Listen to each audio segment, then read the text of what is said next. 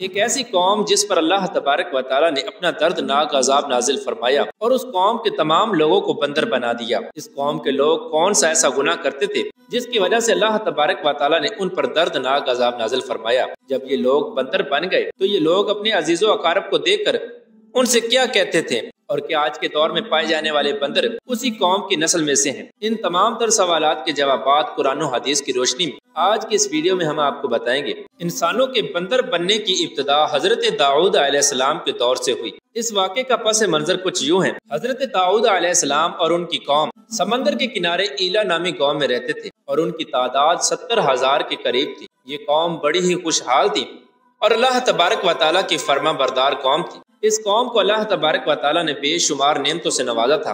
ہر طرف سرسبز و شاداب باغات اور ہر طرف ہریالی ہی ہریالی تھی اور اللہ تبارک و تعالیٰ کی بے پناہ کرم نوازی تھی۔ یہ لوگ اپنی اس زندگی میں بہت ہی خوش تھے۔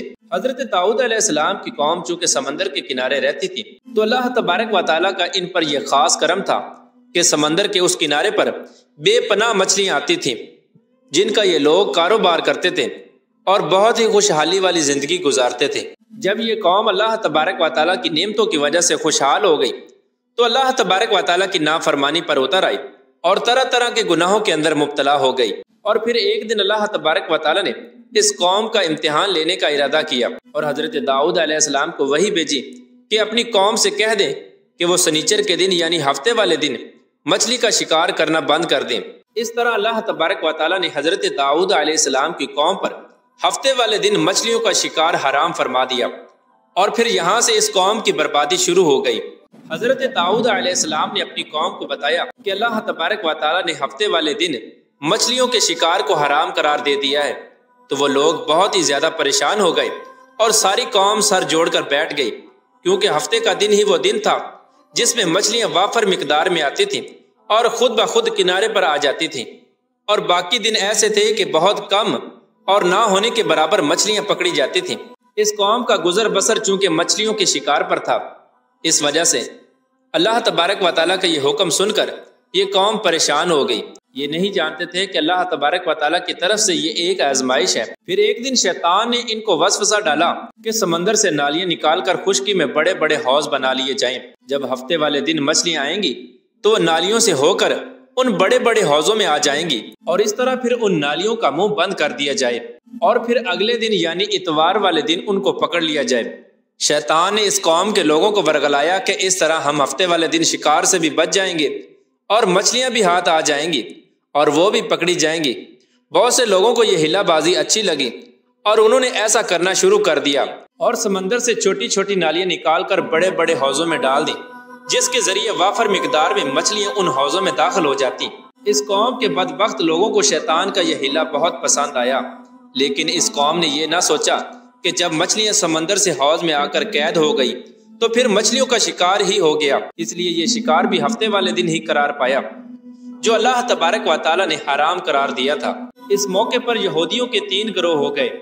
کچھ لوگ ایسے تھے جو شکار کے اس شیطانی ہلے سے منع کرتے تھے اور ناراض و بیزار ہو کر شکار سے باز رہے، اور کچھ لوگ اس کام کو دل سے برا جان کر خاموش رہے لیکن انہوں نے شکار نہ کیا اور دوسروں کو منع بھی نہ کرتے تھے، بلکہ یہ لوگ منع کرنے والوں سے یہ کہتے تھے کہ تم لوگ ایسی قوم کو نصیحت کرتے ہو جنہیں اللہ تبارک و تعالیٰ ان قریب ہلاک کرنے والا ہے اور ان پر اپنا دردناک عذاب نازل فرمانے والا ہے۔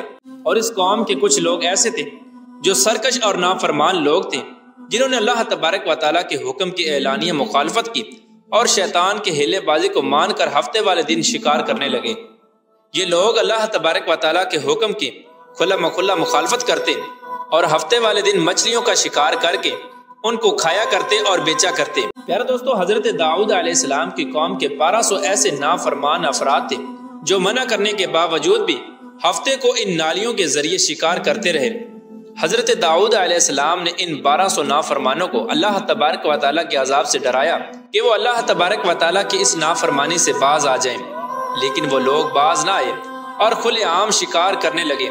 چنانچہ وہ لوگ جو اس بات کو برا جانتے تھے، ان لوگوں نے اپنے اور ان نافرمانوں کے درمیان ایک دیوار کھڑی کر دی، جس کی ایک طرف وہ 1200 نافرمان رہتے تھے اور دوسری طرف وہ لوگ تھے جو شکار سے باز رہے۔ حضرت داؤد علیہ السلام نے اپنی اس قوم کے نافرمانوں کو بارہا سمجھایا، لیکن یہ لوگ اپنی نافرمانی سے باز نہ آئے اور اسی طرح اللہ تبارک و تعالیٰ کی نافرمانی کرتے رہے اور شکار کرتے رہے۔ پھر ایک دن حضرت داؤد علیہ السلام نے غضبناک ہو کر شکار کرنے والوں پر لعنت فرما دی۔ اس کا اثر یہ ہوا کہ ایک دن خطا کاروں میں سے کوئی بھی اپنے گھر سے باہر نہ نکلا۔ یہ منظر دیکھ کر کچھ لوگ ان کی دیواروں پر چڑھ گئے تاکہ معلوم ہو سکے کہ وہ لوگ کس حال میں ہیں۔ جب ان لوگوں نے ان نافرمانوں کو دیکھا تو وہ سب کے سب بندر کی صورت میں مسخ ہو چکے تھے۔ اللہ تبارک و تعالیٰ نے ان کی نافرمانی کی وجہ سے ان پر اپنا دردناک عذاب نازل فرمایا اور ان کو انسانوں سے بندر بنا دیا۔ جب لوگ ان مجرموں کا دروازہ کھول کر ان کے گھر میں داخل ہوئے تو وہ بندر اپنے رشتہ داروں کو پہچانتے تھے اور ان کے پاس آ کر ان کے کپڑوں کو سونگتے تھے اور زاروں کی طرح روتے تھے، لیکن وہ کچھ بول نہ سکتے تھے۔ اللہ تبارک و تعالیٰ کے ان نافرمان بندر بن جانے والے لوگوں کی تعداد 12,000 تھی۔ ان 12,000 لوگوں نے اللہ تبارک و تعالیٰ کی نافرمانی کی اور اللہ تبارک و تعالیٰ نے ان کو بندر بنا دیا، جس طرح کہ اللہ تبارک و تعالیٰ سورہ بقرہ میں ارشاد فرماتا ہے، اور بے شک ضرور تمہیں معلوم ہے تم میں کہ وہ جنہوں نے ہفتے میں سرکشی کی تو ہم نے ان سے فرمایا کہ ہو جاؤ بندر دھتکارے ہوئے۔ اس طرح حضرت داؤد علیہ السلام کی قوم کے 12,000 نافرمان بندر بن گئے۔ یہ لوگ 3 دن تک زندہ رہے اور اس دوران یہ کچھ نہ کھا سکتے تھے اور نہ ہی پی سکتے تھے، بلکہ یوں ہی بھوکے پیاسے سب کے سب ہلاک ہو گئے اور 3 دن کے اندر سب کے سب مارے گئے۔